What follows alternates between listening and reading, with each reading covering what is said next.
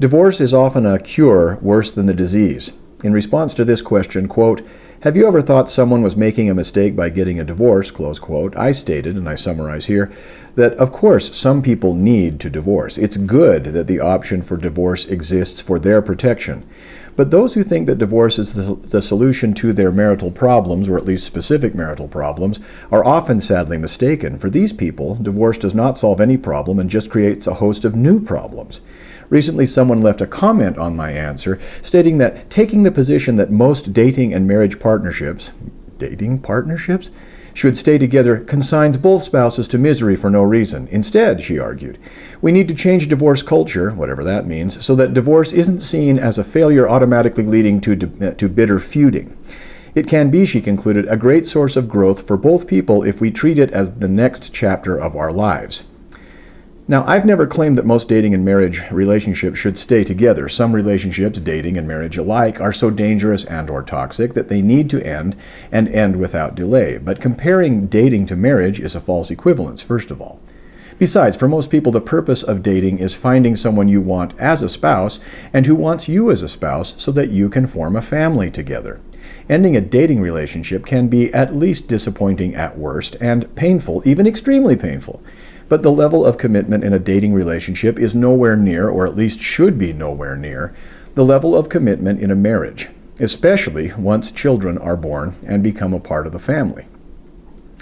People who marry should do so, and most do so, with the intent that marriage and family are not only a lifelong commitment, but the most important commitment of their lives.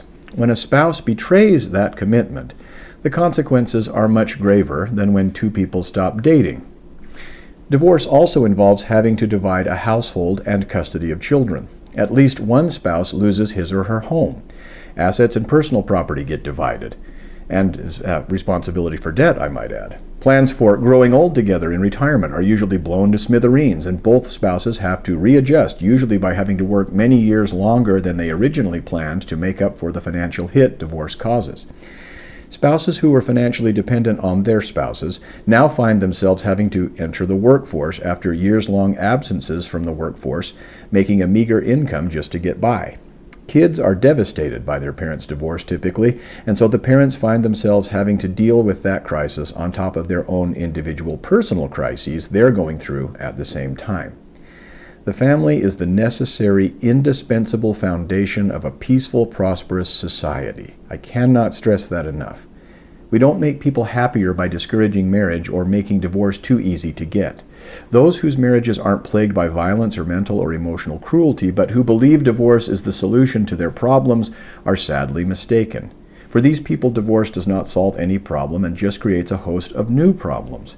Most people who divorced not only didn't need to, but it was also the worst thing they could have done to themselves and their families. If they would work on bettering themselves, both of them trying to be the kind of spouse they want and need, and then turn their attention to bettering the marriage, most marriages could be happy and fulfilling ones. Not perfect ones, there's no such thing, but happy, worthwhile marriages. This takes effort and sacrifice, and patience and trial and error, but the results are still better than a needless divorce.